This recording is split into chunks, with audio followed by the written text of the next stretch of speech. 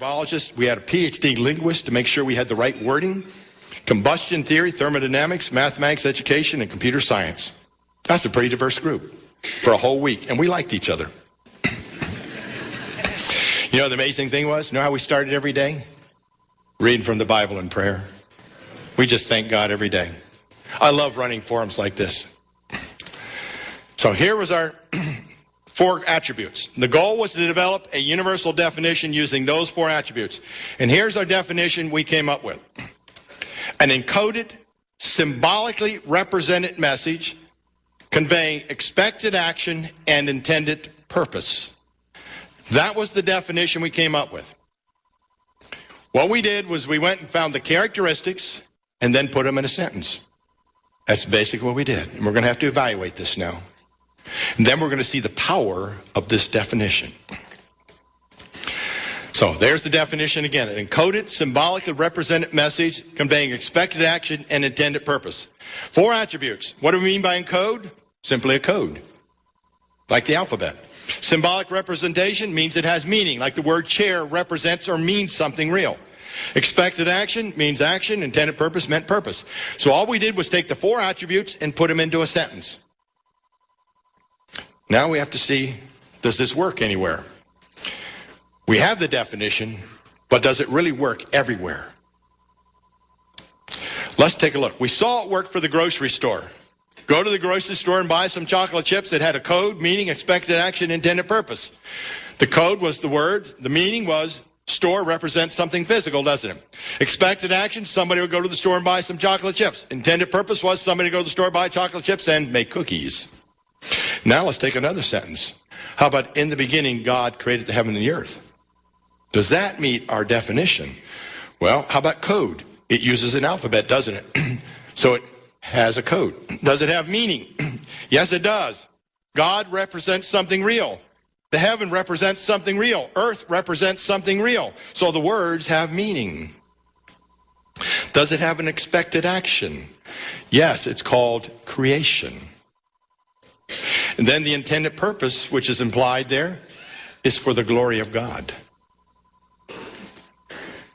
His creation is for his own glory. The heavens declare the glory of God. So when we look at the Bible, we see what? It does meet our universal definition. So what we find in the Bible is what? Information. And that information came from where? God. He gave us his information. So now let's examine this definition scientifically. When we look at science, we have things called theories, models, hypotheses, and assumptions. Where do they come from? Well, we make them, don't we? We originate theories, hypotheses, and assumptions, and we formulate ideas about them. So we originate them and we formulate ideas. But above that level of science, there's a very large gap. A large gap in science. Because what's above all of those theories, assumptions, and models is something called scientific laws. Now look at the difference here.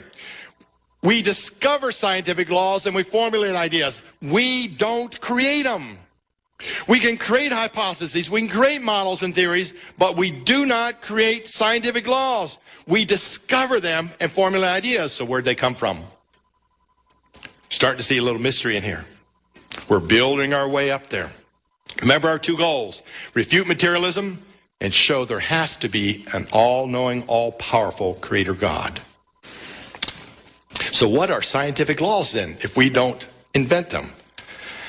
Precise statements formulated by discoveries through observation and experiment. In other words, we discover them that have been repeatedly verified and never contradicted. Then it can become a scientific law. Let's look at some. We have scientific laws about matter. Newton's law of gravity, laws of thermodynamics, laws of electricity, and many others.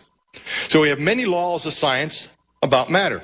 We have a law of science about life, that life only comes from life, the law of biogenesis, which is, you know, we have that law, life only comes from life, biogenesis, but every single biology textbook ignores that.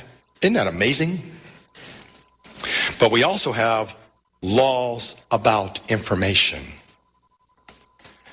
So let's look at some of these. Why are scientific laws so important?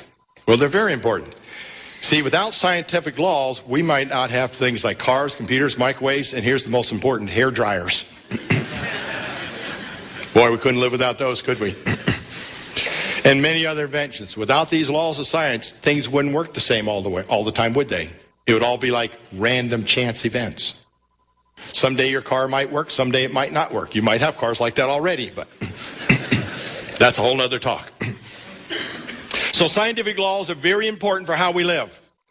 Now, I'm going to take a look at some of these scientific laws. I'm going to look at 3 general scientific laws. Then I want to show you 2 scientific laws about information. And we're still building our case. Like I said, don't blink. This case builds and builds. Scientific law number 1. Something material cannot create something non-material. Kind of makes sense when you look at it. Material things are mass and energy. Non-materials are things like thought and spirit. Something material cannot create something non-material. When was the last time any of you made an angel? Okay, we can't do that. Scientific law number 2. Information is non-material fundamental entity and not a property of matter. What?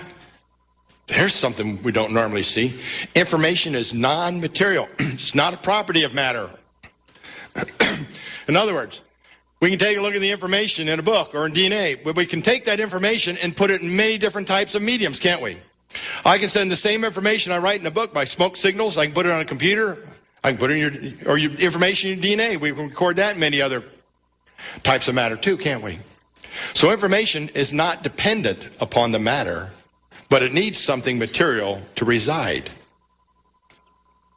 So that's scientific law number 2. Let's take a look. A hard drive stores information, but the hard drive is not the information, is it?